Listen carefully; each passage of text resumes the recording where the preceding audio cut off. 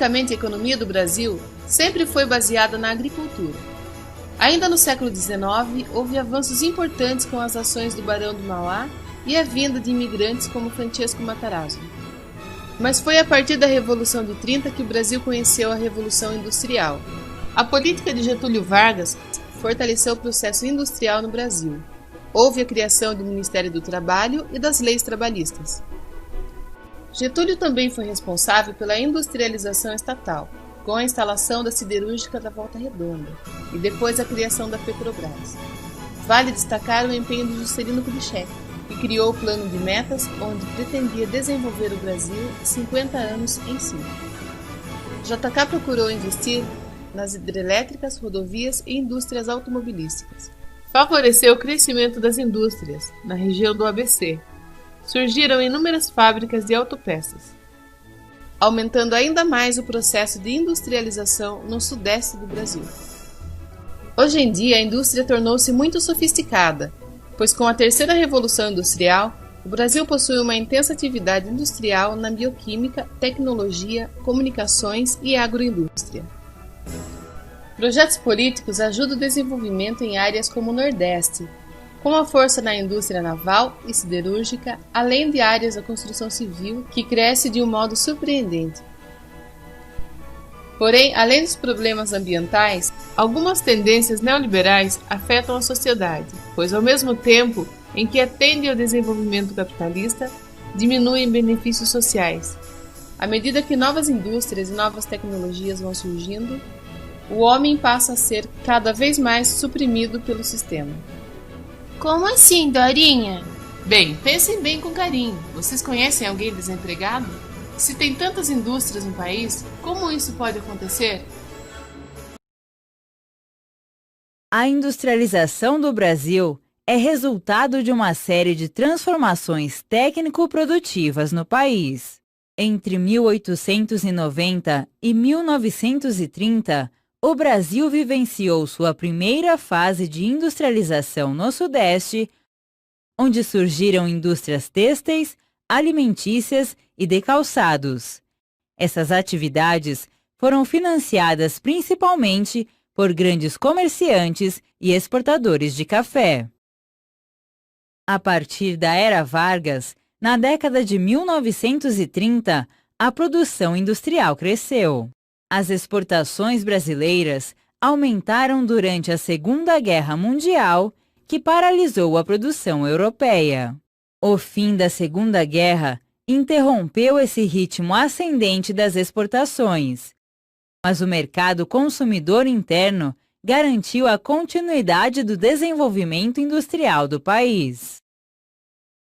O primeiro governo Getúlio Vargas, entre 1930 e 1945, implantou uma política de substituição de importações, aumentando impostos sobre produtos importados e criando estatais em setores de infraestrutura para incentivar a produção nacional. Em meados da década de 1950, o plano de metas do governo Juscelino Kubitschek acelerou a industrialização e atraiu grandes investimentos externos. Essas medidas diminuíram a dependência da economia brasileira em relação às importações de bens de consumo.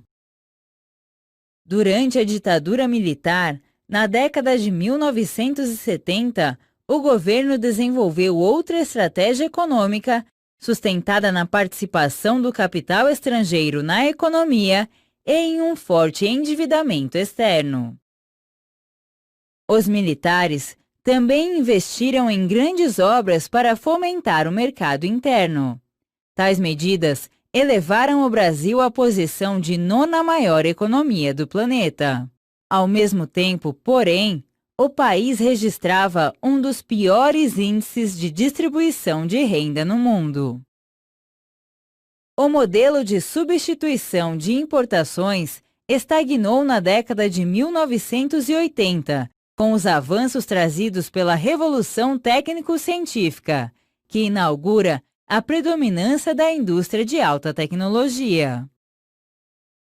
A automação e a robotização reduziram a necessidade de mão de obra e, ao mesmo tempo, exigiram maior especialização dos trabalhadores. Ainda nos anos 1980, o país viveu um período de desaceleração econômica agravado pela queda dos investimentos estrangeiros. Na década de 1990, a abertura do mercado interno para o capital estrangeiro mudou a relação comercial do país com o mundo. Os investimentos externos voltaram a crescer e as novas indústrias do país já nasciam internacionalizadas. Com a abertura econômica, o governo pretendia que o aumento das importações se tornasse um estímulo à competitividade das indústrias brasileiras. Entretanto, as empresas nacionais não estavam preparadas para enfrentar os novos padrões de concorrência, e os artigos importados tomaram conta das lojas. Grandes privatizações marcaram os anos 1990, como parte do processo de liberalização da economia.